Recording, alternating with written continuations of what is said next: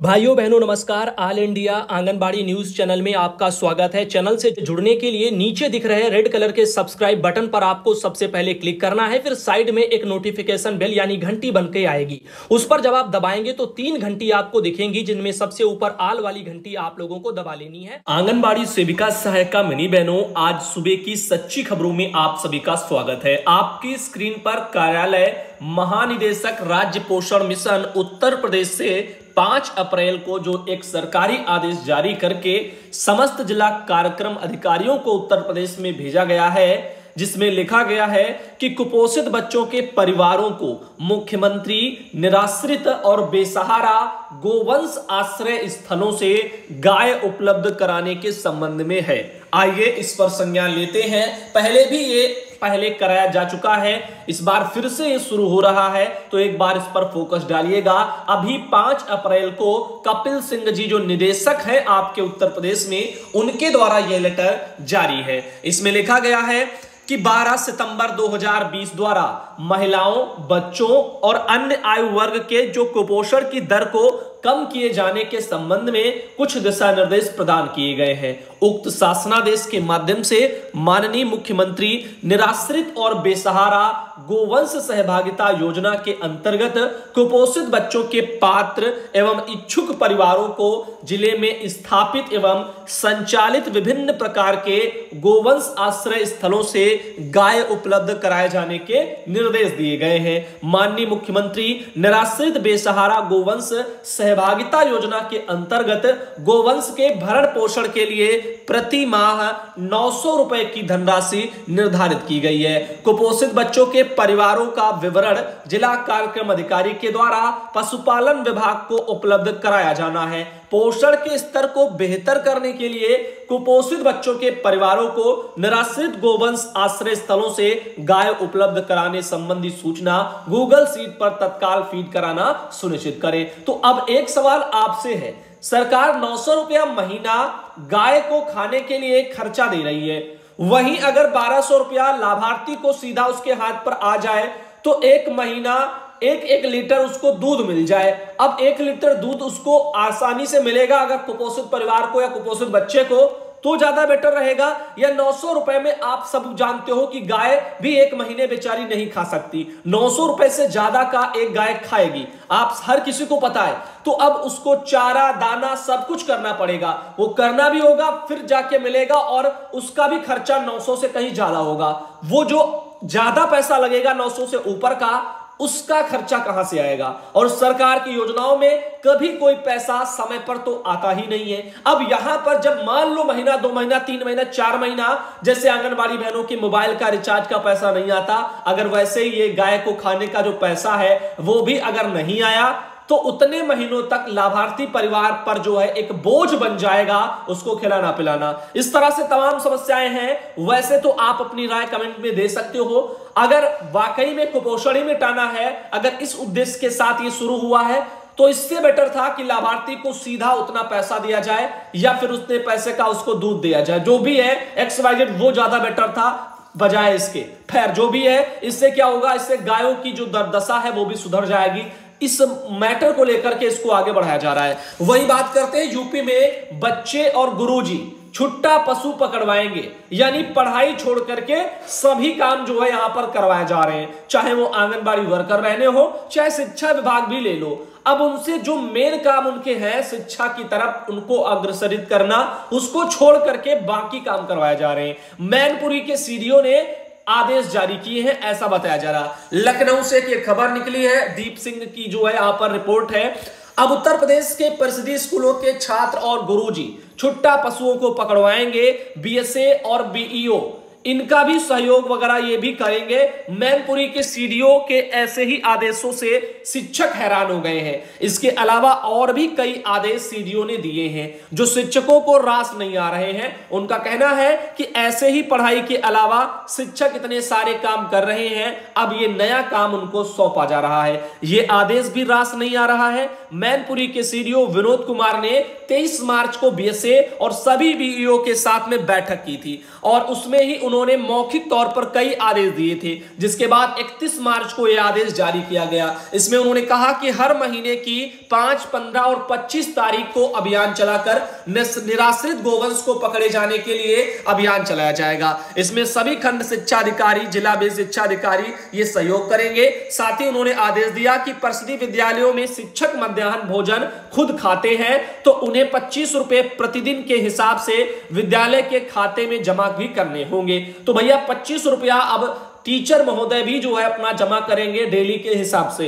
अब आगे लेकर शिक्षकों, अनुदेशकों और शिक्षा मित्रों को अपना मोबाइल फोन विद्यालय में ड्रॉप बॉक्स में रखना होगा। ये नहीं कि जो बैठे हैं कुर्सी पर पढ़ा रहे हैं और मोबाइल अपना चला रहे हैं, ये गलत है। आपको फोन अपना ड्रॉप बॉक्स एक बनाया जाएगा, उसमें सभी शिक्षकों का, शिक्षा मित्रों का, अनुदेशकों का, सबका उसमें रखा जाएगा। वहीं हर परिषदीय विद्यालय में 4 से 10 सहजन के वृक्ष भी लगाए जाएंगे।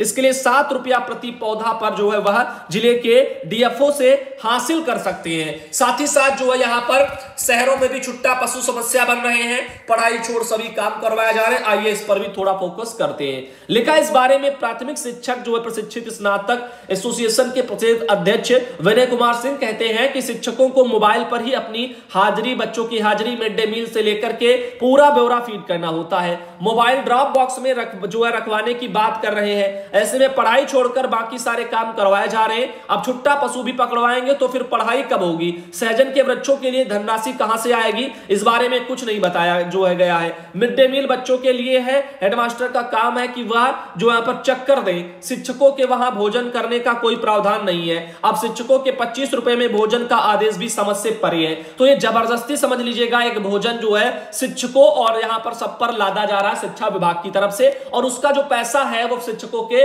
अकाउंट से लिया जाएगा। तो आप समझ रहे हैं ना कि 25 रुपया। अब टीचर का जिम्मेदारी जो था वो भोजन को केवल चखना था, चख करके यानी कोई दिक्कत तो नहीं है, फिर बच्चों को खिलाना था, उसकी गुणवत्ता मानना यानी चेक करना, ना कि डेली शिक्षक का 25 रुपया खर्च करके उस खाने को डेली खाना। अब शिक्षक अपने घर से खा के आ रहा है, उसका नहीं मन है खाना, तो जबरदस्ती उस पर 25 रुपए का प्रेशर बन रहा है डेली के हिसाब से, और उसको खाना भी जबरदस्ती खिलाया जा रहा है। वो चेक करने में क्या 25 रुपए के खाएगा या उसको जबरदस्ती वही खाना ही पड़ेगा? तो ये कुछ चीजें हैं जो शिक्षकों को रास नहीं आ रही हैं, और ये आने वाले वक्त में पता नहीं इनसे क्या दिक्कतें होंगी। वैसे एक बात और, यहां पर ये जो आप देख रहे हो, ये ऐसी चीजें आ रही हैं जो हर किसी का अपना काम भटका रही हैं। आंगनबाड़ी बहनों से उनके काम छीने जा रहे, शिक्षकों से उनके छीने जा रहे, और यही एक कारण है कि सरकारी विद्यालयों में कोई भी जो है माँ बाप, चाहे जितना गरीब से गरीब हो, वो भेजना नहीं चाहता। अगर उससे थोड़ा भी पैसा जुड़ता बनता है तो वो क्या कहता है, प्राइवेट स्कूलों में भेजेंगे। शायद यही एक बड़ा कारण है, क्योंकि वहां पर समय के साथ में पढ़ाई सही दिशा में हो रही है, और सरकारी स्कूलों में एक ही साथ शिक्षकों से हो या आंगनबाड़ी वर्कर हो, जो भी जिनकी जिम्मेदारी है, उनको हटा करके उनसे दुनिया भर का ये ताम झाम करवाया जा रहा है, जिसके चलते तमाम जनता सरकारी विद्यालयों में पढ़ाने से कतराती है और प्राइवेट स्कूलों में एडमिशन करवाती है। इधर बात करते हैं यहां पर अगली खबर की। अमर चंद्र लाल भाई आते हैं दरभंगा जिले से। तो बिहार राज्य आंगनबाड़ी संयुक्त संघर्ष समिति यहां से 4 अप्रैल को अभी एक निदेशक महोदय को लेटर यूनियन ने भेजा है, जिसमें लिखा है कि भीषण गर्मी को देखते हुए समय परिवर्तन करने के संबंध में है। आइए एक बार इस पर प्रकाश डालते हैं। लिखा गया है यहां पर कि जो है दैनिक संचालन 7 बजे से 11 बजे पूर्वाह्न तक किया जाए। भीषण गर्मी अथवा लू की अवस्था में 2 घंटे में पोषाहार वितरण करके छुट्टी देने संबंधी आदेश भी निर्गत किया जाए। अतः सरकार और विभाग को सूचनार्थ एवं आवश्यक कार्रवाई के लिए प्रेषित है। तो ये एक लेटर यूनियन ने जो है बिहार में दिया है। आंगनबाड़ी केंद्रों में बच्चों की तबीयत गर्मी के कारण खराब होने की सूचना प्राप्त हो रही है, इसीलिए जो यहां पर कह रहे हैं कि 7 से 11 टाइम किया जाए। वैसे तो बिहार के एक जिले से एक लेटर निकल चुका था, 7 से 11 उसमें टाइम था, लेकिन पूरे बिहार में बिहार निदेशालय से अगर कहें तो लेटर नहीं निकला था। तो यहां पर उसकी मांग की जा रही है। अगर लेटर जल्द से जल्द आएगा तो आपको दिखाया जाएगा। साथ ही साथ बात करते हैं एक और जानकारी की। रिश्वत मामले के मामले में डीपीओ महोदय फंस गए हैं। तो यहां पर फर्रुखाबाद जो जिला है वहां से खबर निकली है, आंगनबाड़ी भर्ती में 1 लाख रुपए रिश्वत मांगने का ऑडियो एक वायरल हुआ था। तो रिश्वत मांगने के मामले में डीपीओ फंसे हैं। एक बार इस पर जो है संज्ञान लेते हैं। कमेटी की जांच रिपोर्ट पर डीएम ने यहां पर जवाब मांगा है। बता रहे हैं कि फर्रुखाबाद में आंगनबाड़ी भर्ती में 1 लाख रुपए रिश्वत मांगने का ऑडियो वायरल होने के मामले की जांच में डीपीओ फंस गए हैं। आरक्षण में शासनादेश का उल्लंघन करने, 32 आंगनबाड़ी कार्यकर्तियों का मनमाने ढंग से मानदेय रोकने, अन्य 5 बिंदुओं पर की गई शिकायत भी जो यहां पर सही पाई गई है। कमेटी की जांच रिपोर्ट पर जिलाधिकारी ने डीपीओ को अपना पक्ष रखने के लिए कहा है। कार्रवाई के लिए शासन से उसको लिखने की तैयारी में भी है। जिले में नवंबर 2021 में शुरू हुई आंगनबाड़ी भर्ती से ही खेल हुआ। शमशाबाद के गांव सुल्तानगंज खरेटा निवासी आंगनबाड़ी सहायिका वसुधा का आंगनबाड़ी पद पर प्रमोशन के लिए उनके पति विजय शर्मा से 1 लाख रुपए रिश्वत मांगी गई। डीपीओ कार्यालय से संविदा पर तैनात महिला कल्याण अधिकारी नेहा मिश्रा और उनके भाई शमशाबाद सीडीपीओ कार्यालय में संविदा पर तैनात ब्लॉक कोऑर्डिनेटर कुणाल मिश्रा से फोन पर रिश्वत मांगने के संबंध में हुई बातचीत का विजय शर्मा ने ऑडियो वायरल कर दिया था, जो सीडीओ वह डीएम के पास भी पहुंच गया था। इसके बाद विजय शर्मा ने हलफनामा देकर शिकायत भी की थी। इसी बीच आंगनबाड़ी कार्यकर्ता सहायिका संघ की प्रदेश अध्यक्ष किरण वर्मा ने जिलाधिकारी से शिकायत कर डीपीओ पर गंभीर आरोप लगाए। जिलाधिकारी ने डीडीओ योगेंद्र कुमार पाठक की अध्यक्षता में वरिष्ठ कोषाध्यक्ष अतुल तिवारी और एसडीएम नरेंद्र सिंह की कमेटी बनाकर के जांच करवाई। विस्तृत सूत्र बताते हैं कि चयन प्रक्रिया में आर्थिक रूप से कमजोर वर्ग यानी ईडब्ल्यूएस के आरक्षण में शासनादेश का उल्लंघन किया गया है। भर्ती प्रक्रिया के विज्ञापन में रिक्त पदों के केंद्रों के नाम ही नहीं खोले गए हैं। 32 आंगनबाड़ी केंद्रों का मनमाने ढंग से बिना नोटिस दिए मानदेय रोकने से भी जो यहां पर डीपीओ दोषी पाए गए हैं। वैसे जो हो तो जांच में स्पष्ट होगा दोषी है नहीं है, लेकिन एक बात जरूर ऑल इंडिया कहना चाहेगा कि जो रिक्त पड़े पद हैं उनको ओपन नहीं किया गया है। ये हर एक जिले में देखने को मिल रहा है। जितने ज्यादा आंगनबाड़ी केंद्र जहां पर भर्तियां निकलनी चाहिए थी वो नहीं निकली है। बहुत सारी दिक्कतें इस समस्या को लेकर के आ रही हैं और उसके अलावा इस प्रक्रिया को आगे गति नहीं मिल रही है। विभाग पता नहीं किस पायदान पर ठहरा हुआ है कि वहां से आगे नहीं बढ़ रहा। इससे भी ज्यादा लापरवाही जो विभाग के स्तर से बढ़ती जा रही है वो आंगनबाड़ी प्रमोशन के मामले में बढ़ती जा रही है। चरम पर लापरवाही है बाल विकास विभाग में उत्तर प्रदेश में अधिकारियों के लेवल से, क्योंकि 2017 से प्रक्रिया प्रस्तावित है प्रमोशन की और 2022 जो है चल रहा है। धीरे धीरे करके ये भी चला जाएगा, आधा गुजरने को आ गया है और अभी भी प्रमोशन नहीं हो पाया है। इसी बीच एक सरकार सत्ता में आती है, पूरा सुख भोगती है और फिर से जो सत्ता में आती है, लेकिन आंगनबाड़ी बहनों का प्रमोशन नहीं हो पाता है। तो कहीं ना कहीं यहां पर लापरवाही अपने चरम पर है। विभाग के पास में ना तो कर्मचारी ढंग से है ना तो अधिकारी ढंग से है, क्योंकि सुपरवाइजरों की भी संख्या बहुत कम है, जिससे सुपरवाइजरों पर भी बहुत ज्यादा प्रेशर है। निगरानी करने में भी दिक्कतें आती हैं। उल्टे आंगनबाड़ी के पास में भी डबल केंद्रों का चार्ज है, उनका भी काम करने में दिक्कतें आती हैं। अब आप बताओ, एक वर्कर 2-2 केंद्रों पर आने वाले बच्चों को कैसे पढ़ा पाएंगी? 2-2 केंद्रों पर आने वाली गतिविधियां, 2-2 केंद्रों पर आने वाले बच्चों तक उनका योजनाओं का लाभ ठीक तरह से कैसे पहुंचेगा? क्योंकि इतना ज्यादा काम तो एक ही केंद्र का हो जाता है, उसको ही करने में आंगनबाड़ी बहनें परेशान हो जाती हैं और वो समय के हिसाब से बहुत ज्यादा होता है। अब डबल केंद्रों का तो ये समझ से परे है और विभाग इस पर नहीं सोच रहा। विभाग बस योजनाओं को आगे बढ़ाने के लिए, बस ऐसे खाना पूर्ति के लिए सोच रहा है। इधर बात करते हैं संबद्ध महिला कल्याण अधिकारी को सौंपी भर्ती की जिम्मेदारी। प्रोबेशन विभाग में संविदा पर तैनात महिला कल्याण अधिकारी नेहा मिश्रा, इनका ही मैटर यहां पर ये आ रहा है, इसको भी हमने बताया। वहीं पर ये देखिएगा, यहां पर भी कुछ जवाब मिलने के बाद में शासन को लिखेंगे डीएम महोदय, इसके बारे में भी जानकारी आ रही है। तो भैया इस तरह से चीजें चल रही हैं। हरियाणा के हिसार से खबर आ रही है, बच्चों के भविष्य के लिए मील का पत्थर साबित होंगे प्ले स्कूल।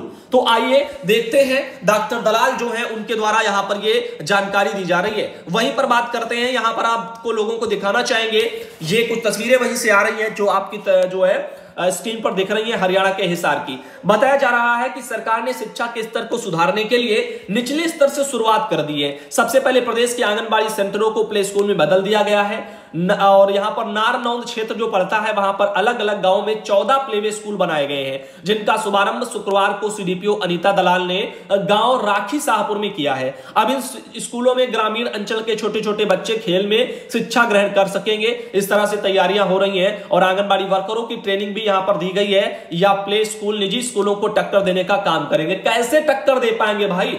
आप दिवाले चमका लो, आप सुविधाएं बढ़ा लो, लेकिन अगर पढ़ाने वाली कार्यकर्तियों से बाकी कामों का अगर बोझ नहीं हटाया जाएगा तो फिर कैसे वहां पर टक्कर दे पाएंगे प्राइवेट स्कूलों को। यह कभी संभव नहीं है अगर वर्करों से जो है उनका बाकी गैर विभागीय काम जब तक नहीं छुड़वाए जाते, क्योंकि उनको वही करने से फुर्सतें नहीं मिलेंगी। वो प्राइवेट स्कूलों को क्या टक्कर दे पाएंगे? सिर्फ बिल्डिंगें और दीवारें टक्कर नहीं देती है, शिक्षा का जो एक स्तर होता है, लेवल होता है, वो टक्कर देना चाहिए, ना कि दीवारें और वहां की सुविधाएं। और सुविधाएं भी ढंग की नहीं है, क्योंकि बहुत से वर्करों के पास तो खुद के केंद्र ही नहीं है, वो तो कहीं बरगद के पेड़ के नीचे पढ़ा रही है। इस तरह से भी कई आंगनबाड़ी बहनों की समस्याएं आती रहती हैं। वहीं पर आगे आपको बताना चाहेंगे 22,000 आंगनबाड़ी केंद्रों में इसी सत्र से प्री प्राइमरी कक्षाएं, ये देहरादून में खबर छपी है। वैसे तो देहरादून में टोटली 22,000 होंगी, टोटल 22,000 में प्री प्राइमरी ढंग से शुरू नहीं हो पाएगा। हर कोई जानता है जो प्राथमिक स्कूलों से जुड़े हुए हैं उनमें पहले ये काम शुरू हो रहा है, तो छापने के लिए लिख दिया जाता है कि अभी यूपी में छापने के लिए लिख दें तो टोटल आंगनबाड़ी केंद्रों की संख्या लिख दी जाएगी, लेकिन अभी उन्हीं में सब कुछ संचालित हो रहा है जो प्राथमिक विद्यालय से जुड़े हुए हैं। बाकी धीरे धीरे अन्य जगह भी इसको लाया जाएगा। बाकी ट्रेनिंग भले ही सबको दे दें। फतेहपुर के डीपीओ के खिलाफ शिकायत यहां पर है और जांच के निर्देश यहां पर फतेहपुर में भी यहां पर दिए जा रहे हैं। बता रहे हैं यहां पर कि मातहत से रुपए मांगने, फर्जी बिल बनवाने, इनका दबाव बनाने का आरोप लग रहा है। पत्र लिखकर के मुख्य सचिव से यहां पर शिकायत की गई है। लखनऊ में अमर उजाला में एक खबर निकली है, यहां पर फतेहपुर के जिला कार्यक्रम अधिकारी डीपीओ राजीव सिंह, इनके खिलाफ बिना खराब सरकारी वाहन की मरम्मत और मातहत कर्मचारी से अवैध वसूली की शिकायत शासन तक पहुंच गई है।